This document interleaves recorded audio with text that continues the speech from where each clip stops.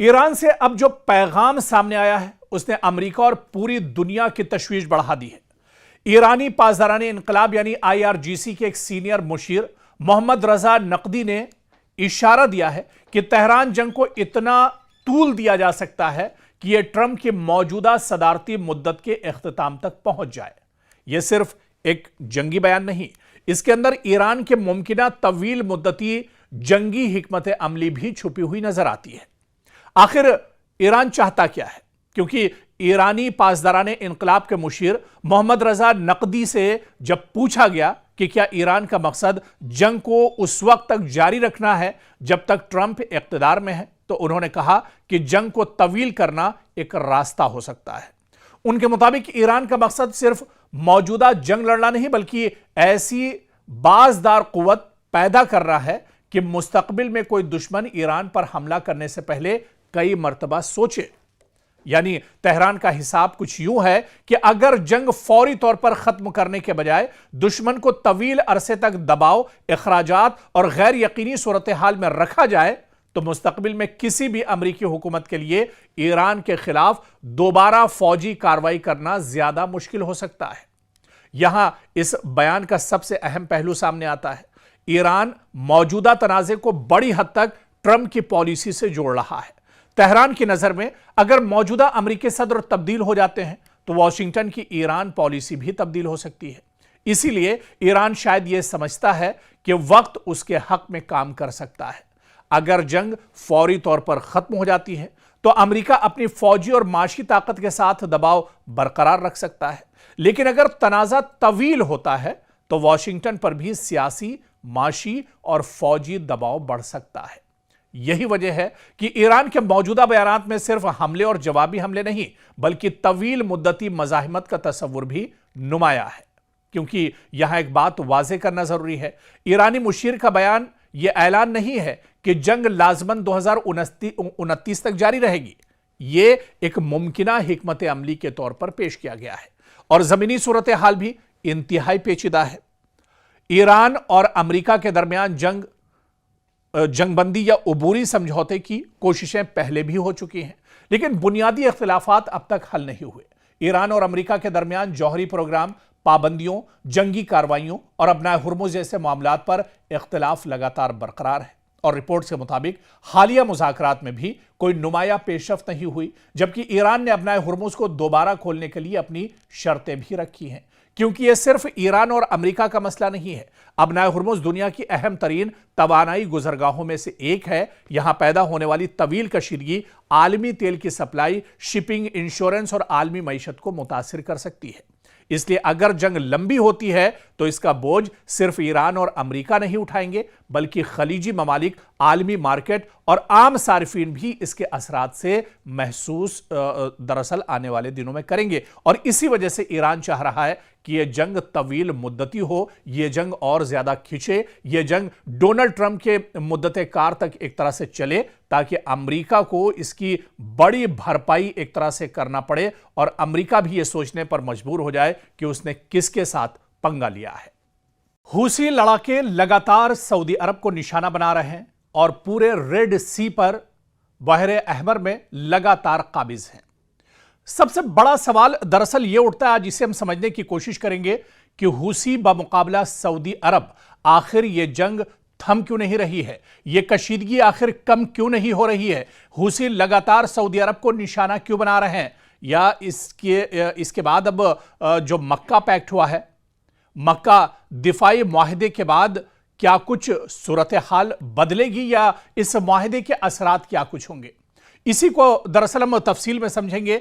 एक तरफ सऊदी अरब है, मशरिक़ वस्ता की बड़ी माशी और फौजी ताकत, और दूसरी तरफ यमन का हूसी ग्रुप जो बरसों से सऊदी अरब की ताकत को चैलेंज करता आया है। कभी मिसाइल सऊदी शहरों की तरफ दागे जाते हैं, कभी ड्रोन से तेल की तंसीबात को निशाना बनाया जाता है और कभी यमन की सरजमीन पर जवाबी हमले होते हैं। और अब जब खित्ते में पहले ही ईरान, अमेरिका, इजराइल और खलीजी ममालिक के दरमियान कशीदगी इंतहाई हसास मरहले में है, हूसियों और सऊदी अरब के दरमियान महाज दोबारा गर्म होता दिखाई दे रहा है। तो सवाल यह है कि आखिर सऊदी अरब और हूसियों के दरमियान असल तनाजा क्या है, असल लड़ाई ये क्यों है, ये कशीदगी क्यों बरकरार है, और सबसे अहम सवाल ये कि मक्का मुकर्रमा में सऊदी अरब, पाकिस्तान और तुर्किया के नए मुश्तरका दिफाई मुआहदे के बाद क्या हूसियों के लिए हालात मजीद मुश्किल होने वाले हैं। दरअसल इसी को तफसील में समझना होगा। और हूसी दरअसल यमन का एक मुसल्लह और सियासी ग्रुप है जिसने गुज़िश्ता बरसों में यमन के बड़े हिस्से, खासतौर पर दारुल हुकूमत सना और शुमाली इलाकों पर अपना कंट्रोल कायम किया है। यमन का तनाज़ा सिर्फ एक दाखिली जंग नहीं रहा, बल्कि इसमें इलाकाई ताकतें भी शामिल हो गई हैं। साल 2014 में हूसियों ने सना पर कब्जा किया, जिसके बाद यमन की बैनुल-अक़वामी तौर पर तस्लीम शुदा हुकूमत के खिलाफ जंग तेज हुई। साल 2015 में सऊदी अरब ने इत्तिहादी ममालिक के साथ मिलकर यमन में फौजी मुदाखलत शुरू की ताकि हूसियों को पीछे धकेला जा सके और बैनुल-अक़वामी तौर पर तस्लीम शुदा हुकूमत को सहारा दिया जा सके। यही वो लम्हा था जब सऊदी अरब और हूसियों का तनाज़ा बराह रास्त जंग में तब्दील हो गया। फिर उसके बाद आप देखिए कि असल मसला सिर्फ यमन की सियासत नहीं है, बल्कि सऊदी अरब और यमन की सरहद तवील है और हूसी जंगजू सऊदी सरजमीन को मिसाइल और ड्रोन हमलों से निशाना बनाने की सलाहियत रखते हैं। गुज़िश्ता बरसों में सऊदी शहरों, हवाई अड्डों, फौजी तंसीबात और तवानाई के बुनियादी ढांचे को निशाना बनाने वाले मुताद्दिद हमले हूसियों की तरफ से किए गए हैं। साल 2019 में सऊदी अरब की अबीक और खरीस तेल तंसीबात पर ड्रोन हमलों ने पूरी दुनिया को हिला दिया था। हूसियों ने हमले की जिम्मेदारी कबूल की थी, अगरचे सऊदी अरब और अमेरिका ने हमले के माखज और ईरान के किरदार पर मुख्तलिफ दावे भी उस वक्त किए थे। लेकिन यहां से सऊदी अरब के लिए एक बुनियादी खतरा सामने आया था और उसका नाम था हूसी ग्रुप, यानी हूसी मुजाहिदीन या लड़ाके।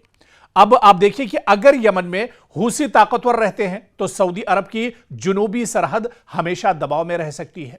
लेकिन हूसियों का सऊदी अरब से असल मुतालबा दरअसल क्या है, क्योंकि हूसियों का मौकफ है कि सऊदी अरब और उसके इत्तिहादियों ने यमन में फौजी मुदाखलत करके उनके खिलाफ जंग की है। लिहाजा वो सऊदी फौजी कार्रवाइयों के खात्मे, यमन से बैरूनी फौजी दबाव कम करने और अपने सियासी इलाकाई मफादात के तहफ़्फ़ुज़ का मुतालबा करते रहे। दूसरी तरफ सऊदी अरब का कहना है कि यमन को ऐसा प्लेटफॉर्म नहीं बनने दिया जा सकता जहां से सऊदी सलामती को मुस्तकिल खतरा हो। यानी दोनों तरफ बुनियादी मसला एक दूसरे पर एतमाद का फुकदान है, एतमाद की कमी है। यहां एक अहम पॉइंट या एक अहम नुक्ता समझना जरूरी है कि साल 2022 में जंग की बड़ी फ्रंट लाइंस बड़ी हद तक मुंजमद हो गई और सऊदी अरब और हूसियों के दरमियान मुज़ाकरात की उम्मीद पैदा हुई, लेकिन अमन मुकम्मल तौर पर कायम नहीं हो सका। हूसी अब भी यमन के बड़े हिस्से पर काबिज हैं और दूसरी जानिब यमन की बैनुल-अक़वामी तौर पर तस्लीम शुदा हुकूमत और इसके इत्तिहादी भी मौजूद हैं। यानी जंग का बड़ा महाज खामोश जरूर हुआ, लेकिन तनाज़ा खत्म नहीं हुआ। और अब साल 2026 में हालात दोबारा खराब होते दिखाई दे रहे हैं, या यह कहा जाए कि हालात एक तरह से कशीदा बने हुए हैं। और फिर आप देखिए कि हालिया दिनों में हूसियों और सऊदी अरब के दरमियान कशीदगी दोबारा एक तरह से बढ़ रही है। सऊदी अरब ने जीजान में एक आरामको तंसीब पर हमले की इत्तला दी और कहा कि आग पर काबू पा लिया गया है। दूसरी तरफ यमन के अल-मखा बंदरगाह पर हूसियों के मिसाइल और ड्रोन हमलों में कम से कम 7 अफराद हलाक हुए, जिनमें शहरी भी शामिल थे। हूसियों ने हमले की जिम्मेदारी कबूल करते हुए कहा कि उनका हदफ सऊदी फौजी अहलकार और हथियारों के जखीरे थे। और इसके बाद मजीद मिसाइल हमलों की इत्तलात भी सामने आई। यानी जो तनाज़ा कुछ अरसे से निस्बतन कम शिद्दत का दिखाई दे रहा था, इसमें दोबारा फौजी सरगर्मी एक तरह से बढ़ रही है। और अब आप देखिए कि हूसी सऊदी तनाज़े को ईरान के बगैर समझना मुश्किल है, क्योंकि हूसियों को ईरान के करीब समझा जाता है और ईरान पर हूसियों को हथियार, टेक्नोलॉजी और दीगर मुआवनत फराहम करने के इल्ज़ाम आयद होते रहे। लेकिन यह कहना भी दुरुस्त नहीं होगा कि हूसी सिर्फ ईरान के हुक्म पर चलने वाली फोर्स है। हूसियों के अपने सियासी, इलाकाई और यमनी मफादात हैं। ताहम सऊदी अरब के लिए मसला है कि अगर ईरान के साथ उसकी कशीदगी बढ़ती है तो यमन का महाज भी दोबारा एक बड़े इलाकाई तनाज़े का हिस्सा बन सकता है, खासतौर पर ऐसे वक्त में जब पूरा मशरिक़ वुस्ता पहले ही शदीद कशीदगी का शिकार है। और अब सबसे अहम सवाल कि मक्का दिफाई मुआहिदे का क्या बदल सकता है या इससे सूरत हाल बदल सकती है? क्योंकि 7 अगस्त को मक्का मुकर्रमा में सऊदी अरब, पाकिस्तान और तुर्किया ने मुश्तरका दिफाई मुआहिदे पर दस्तखत किए। इस मुआहिदे के बुनियादी शिक के मुताबिक तीनों ममालिक में से किसी एक पर मुसल्लह हमला, तीनों पर हमला तस्वुर किया जाएगा, जबकि दिफाई ताउन, तरबियत, इंटेलिजेंस और फौजी ताउन को भी एक तरह से बढ़ाया जाएगा। यहां एक बात समझनी बहुत अहम है कि यह मुआहिदा बराह रास्त हूसियों के खिलाफ जंग का ऐलान नहीं है, ना ही इस मुआहिदे में हूसियों को बाकायदा दुश्मन करार दिया गया। लेकिन इसका मतलब यह जरूर है कि सऊदी अरब पर किसी बड़े मुसल्लह हमले की सूरत में रियाज अब सिर्फ अपनी फौजी ताकत या रिवायती इत्तेहादियों पर इन्हिसार नहीं करेगा। इसके बाद पाकिस्तान और तुर्किया के साथ दिफाई ताउन का एक नया फ्रेमवर्क भी मौजूद होगा, जिससे कहीं ना कहीं अब हूसियों पर इसका असर जरूर पड़ेगा, या जो ममालिक सऊदी अरब पर या दूसरे ममालिक पाकिस्तान और तुर्किया पर हमला करना चाहते हैं, वह हमला करने से पहले एक बार जरूर अपना कदम उठाने से पहले सोचेंगे।